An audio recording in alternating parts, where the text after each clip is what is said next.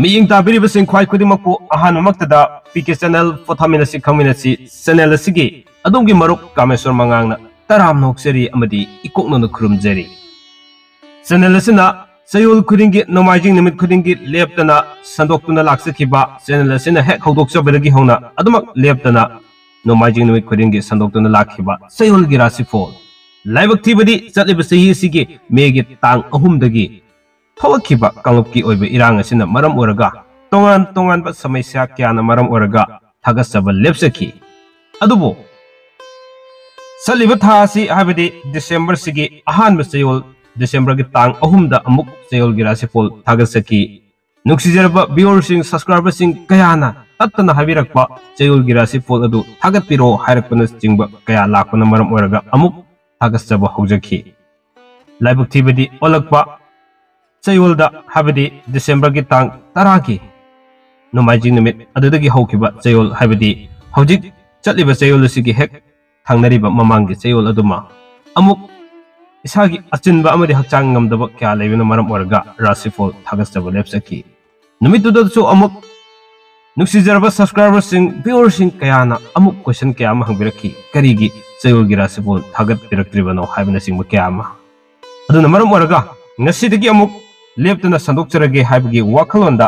पुदुना लाक्सरी ngasi December की तांग 13 तगिना लाकदरिबा December की तांग कुलुमदोई फावगी ओइबा चयोल सिगी राशिफल खुदोल तमचनबगी दमक पुदुना लाक्सरी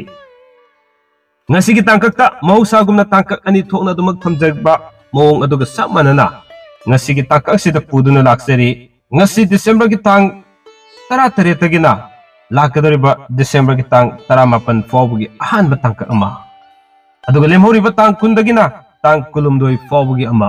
थमजरबा मतुंगदा हक्चांगी ओइबा फॉल महिमसिंगी अमदि चयोल सिदा पाखंग लेसाबि सिंगी फॉल करी करी लेरी हाबदो थमजरगा लोसिन जगदबनी महुसागुमना दमक मेष राशि फॉल दगी हौजरे हारगा अरोइबदा मीन राशि फॉल लौकसरगा लोसिन जगदबनी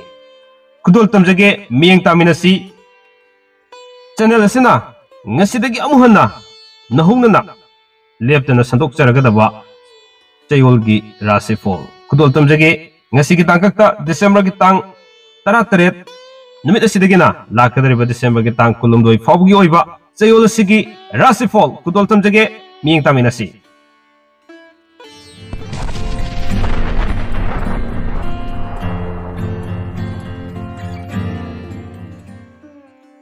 फरे मयाम आई याम सांगना थमजररोइगे मयामना खौराना गाइनरिबा चयोलगी राशिफलदा आई माइ ओनजिनजरगे अहानबसिदि मेष राशिफल लौकसगे मेष राशिफल गी ओइना ngasi tang 13 tagina lakadoriba tang 18 फावगी अहानब तांककी ओइना हारिबा मतम सिगी मनुंगदा फंगलारोय खनखिबा सेल फंगबा मतम ओइगदरी सुबनो मकानागनी अदुगा कारबार तोबुसु कानागनी लेमहौरिबा तांग 10 दगिना तांग कुलुमदोय फावगी मनुंगदा लमदा सतपा कायदे अनौबा मरुक फंगनी वानो ममाय पाकनी हक्सांगी ओइनदि मिट नुंगायरोय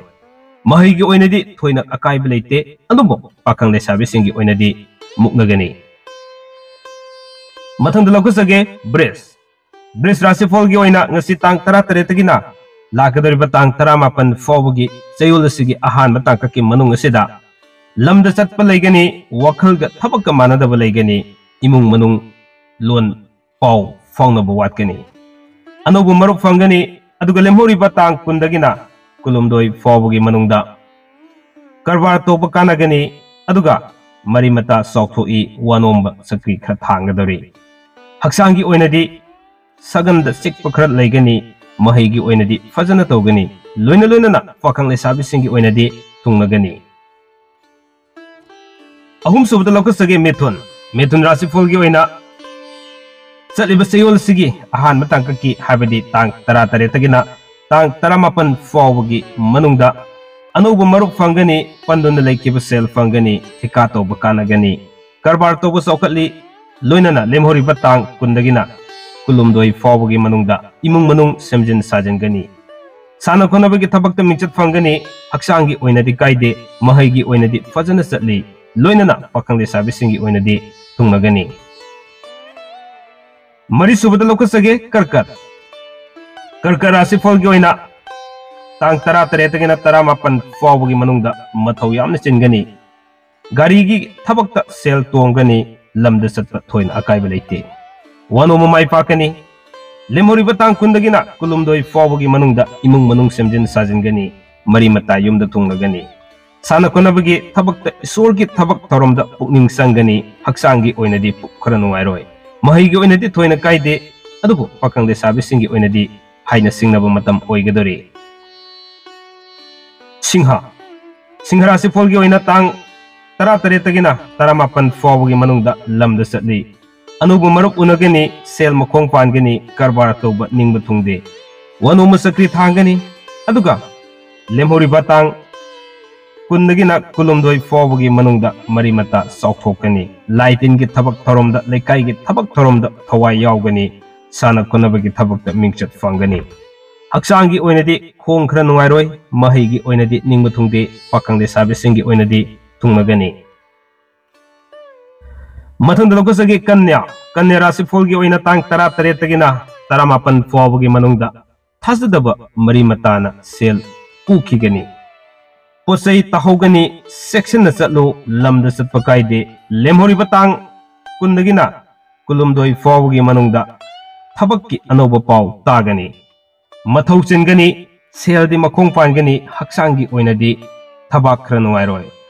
mahigi oinadi ningma thungde pakangde sabisingi oinadi khatnagani mathangda lokhasage tulla rasi folgi oina tang tara tare tagina tara mapan fawagi ahan matakaki manung sida khanguduna sel tingani khara section na chatpa phai fam hongani wano masu sakri thangna maidi pakani ningma thungba watkani aduga lemhori batang kundagina kulumdoi fawagi manungda karbara sel tongani thabaki anoba paw tagani mari mata chawgani haksangi di khong khara nungairoi mahigi oinadi kaide aduga pakangde sabisingi oinadi haina singnagani mathangda lokasage brisik rasi folgi oina tang tara tare tagina tara mapan fawagi manungda thabak thoromda sarak sehing togani karbara sel mangani wanomba sakri thangani lekai ge thabak ta matam khram mangadori loinana lemhori batang kundagina kulumdoi fawagi manungda laitin ge thabak tharomda pukning sangani mathau chingani lamda satpa kaide imung manung wakhal tinaba watli haksangi oinadi nungairoi mahigi oinadi tappi aduga pakangde sabisingi oinadi haina singnagani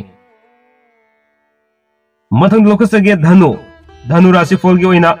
tang tara tare tagina tara mapan fawagi manungda mingonda laikiba sel subu nomba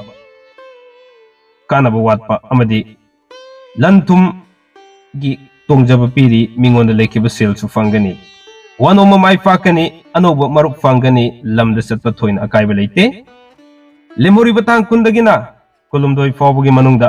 imung manunggi thabak laikai gi thabak tharomda achoba thodang logani haksangi oinadi khu nungairoi mahigi oinadi kaide pakangde sabisingi oinadi thungnagani makar rasi folgi oina tang tara tare tagina tara mapan fawagi manungda karbar toba kanagani fam hongani afaba maruk tangi kanadaba sel fangani mathau sili lemhori batang kundagina kulumdoi fawagi manungda lamda satpa kaide aduga lai yekpa phi tuba murdi sabagi thabak tharom togiriba singda mingchat fangba lei haksangi oinadi